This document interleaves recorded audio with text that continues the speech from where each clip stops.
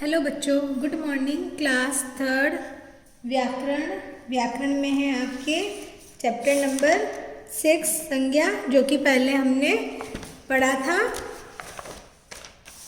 आज हम करते हैं संज्ञा चैप्टर के अभ्यास प्रश्न। ठीक है, अभ्यास प्रश्न आपके हैं पेज नंबर 27 पर।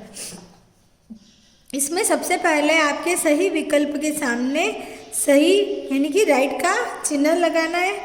उसमें सबसे पहला है आपके जातिवाचक संज्ञा। इसमें कहा है जातिवाचक संज्ञा है।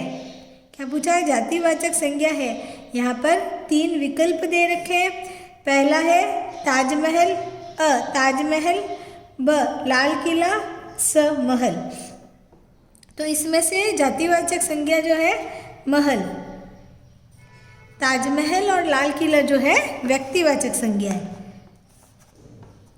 अब है ख पदार्थवाचक संज्ञा है। इसमें 3 विकल्प दे रखे हैं और इसमें पूछा है जो पदार्थवाचक संज्ञा है, अ अंगूठी, ब सोना, स चाकू। तो यहाँ पर पदार्थवाचक संज्ञा जो होता है सोना, ब। ठीक है, अब है ग भाववाचक संज्ञा है। यहाँ पर भाववाचक संज्ञा का पूछा है। 3 विकल्प दे रखे हैं, अ बुढ़ापा, ब आम, स केला। तो इसमें सही आंसर जो आपके होगा बुढ़ापा। बुढ़ापा जो है भाववाचक संज्ञा है। ठीक है, उसके बाद में है आपके निम्नलिखित प्रश्नों के उत्तर दीजिए। यहाँ पर 3 प्रश्न दे रखे हैं, इनके आपको उत्तर लिखने हैं। सबसे पहला प्रश्न है क संज्ञा की परिभाषा दीजिए। इसमें संज्ञा की परिभाषा पूछा है, तो आपको संज्ञा की परिभाषा लिखनी है।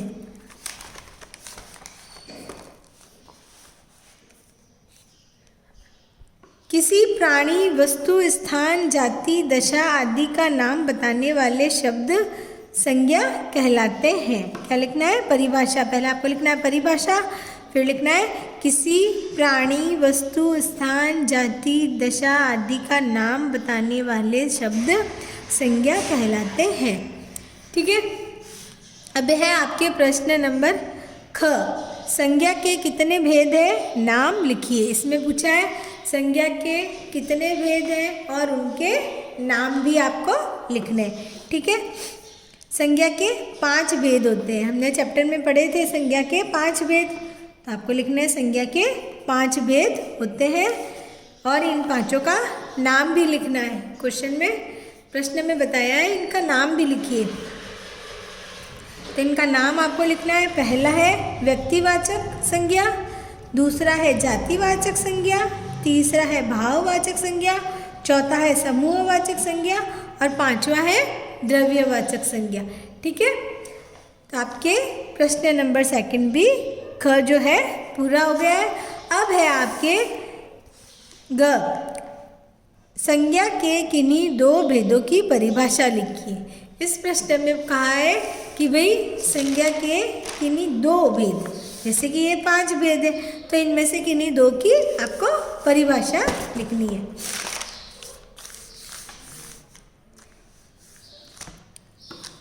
कैसे लिखेंगे? संज्ञा के 2 भेदों की परिभाषा। ठीक है, मैंने यहाँ पर 2 भेद, एक तो व्यक्तिवाचक संज्ञा और एक जातिवाचक संज्ञा की परिभाषा लिखी है। ठीक है, व्यक्तिवाचक संज्ञा, संज्ञा के 2 भेदों की परिभाषा। पहला है व्यक्तिवाचक संज्ञा, जिन संज्ञा शब्दों से किसी विशेष प्राणी, वस्तु, स्थान आदि का बोध हो उन्हें व्यक्तिवाचक संज्ञा कहते हैं। ठीक है, फिर है दूसरी जातिवाचक संज्ञा, जिन संज्ञा शब्दों से सभी व्यक्तियों, प्राणियों, वस्तुओं, स्थानों आदि का बोध हो उन्हें जातिवाचक संज्ञा कहते हैं। क्या है? जिन, यहाँ पे दे रखी है आपके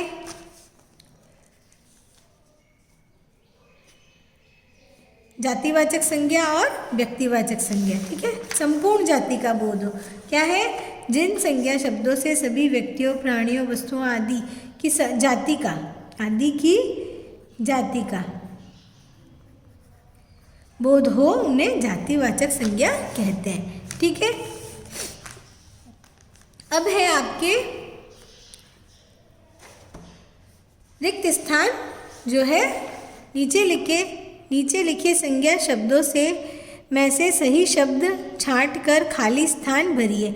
यहाँ पर संज्ञा शब्द दे रखे हैं और इनको यहाँ पर रिक्त स्थानों में आपको छांट कर भरना है। ठीक है, पहला है क, यहाँ पर रिक्त स्थान है, हमारा राष्ट्रीय पक्षी है। यहाँ पर चित्र भी दे रखा है मोर,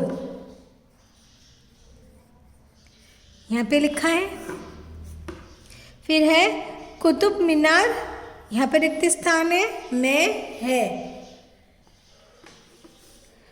इसमें से आपको देख के लिखना है कुतुब मीनार कहाँ है, दिल्ली में।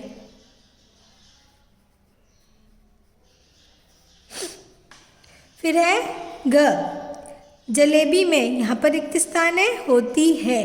तो यहाँ से आपको ढूंढ के लिखना है मिठास, जलेबी में मिठास होती है।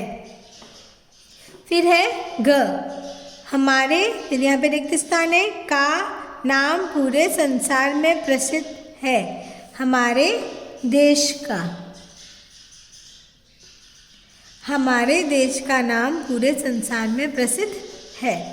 फिर है आपके रिक्त स्थान है, जंगल का राजा है, कौन है, आपको यहाँ से ढूंढकर लिखना है, शेर, जंगल का राजा है। फिर है आपके लास्ट रिक्त स्थान है, भारत का एक प्रसिद्ध नगर है। अब यहाँ पे क्या बचा है लास्ट में, कानपुर, कानपुर भारत का एक प्रसिद्ध नगर है। ठीक है, अब आपके है प्रश्न नंबर 4, सही कथन के आगे सही तथा गलत कथन के आगे रॉन्ग का निशान लगाना है। यानी कि जो कथन यहाँ पे जो वाक्य है वह सही है तो उसके आगे राइट का निशान लगाना है, और जो वाक्य जो गलत है उसके सामने आपको रॉन्ग का निशान लगाना है। ठीक है, तो इसमें सबसे पहला है क, व्याकरण में नाम को ही संज्ञा कहते हैं। बिल्कुल सही है, व्याकरण में नाम को क्या कहते हैं, संज्ञा। फिर है ख, सभी प्रकार की अवस्थाओं का कोई नाम नहीं होता। यहाँ पे कहा है नहीं होता है, तो यह वाक्य गलत है, सभी प्रकार की अवस्थाओं का नाम होता है, तो यह वाक्य जो है क्या है, गलत है। आपको इसके सामने गलत का निशान लगाना है। ठीक है, फिर है ग, दिल्ली भारत की राजधानी है, व्यक्तिवाचक संज्ञा का उदाहरण है। यहाँ पर कहा है दिल्ली भारत की राजधानी है, जो यह वाक्य जो है व्यक्तिवाचक संज्ञा का उदाहरण है, तो नहीं, क्योंकि दिल्ली व्यक्तिवाचक है और राजधानी जो है जातिवाचक में आता है, तो इसको आप गलत करना है। ठीक है, अब है ग, जिन संज्ञा शब्दों से समुदाय, समूह या झुंड के नाम का बोध हो उन्हें समूहवाचक संज्ञा कहते हैं। यानी कि हमने पढ़ा था समूहवाचक संज्ञा, हमने पढ़ा था समुदाय, समूह या झुंड के नाम का बोध हो उन्हें समूहवाचक संज्ञा कहते हैं, तो यह है आपके सही है। ठीक है, अब है आपके नीचे दिए गए चित्रों की संज्ञा लिखिए। यहाँ पर चित्र दे रखे हैं, अब यह चित्र कौन सी संज्ञा में आते हैं आपको संज्ञा लिखनी है। ठीक है, यहाँ पर कौन है, पंडित जी, क्या है, पंडित जी। पंडित जी कौन सी संज्ञा में आते हैं, जातिवाचक में आते हैं।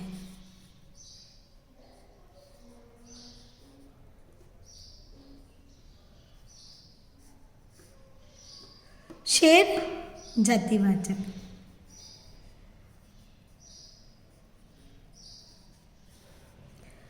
अब यहाँ पर क्या है, हमने द्रव्यवाचक पढ़ा था जिसमें पदार्थ द्रव्य होते हैं, तो उन्हें क्या कहते हैं, द्रव्यवाचक। तो यहाँ पर जो है लिक्विड है, तो क्या है, द्रव्यवाचक।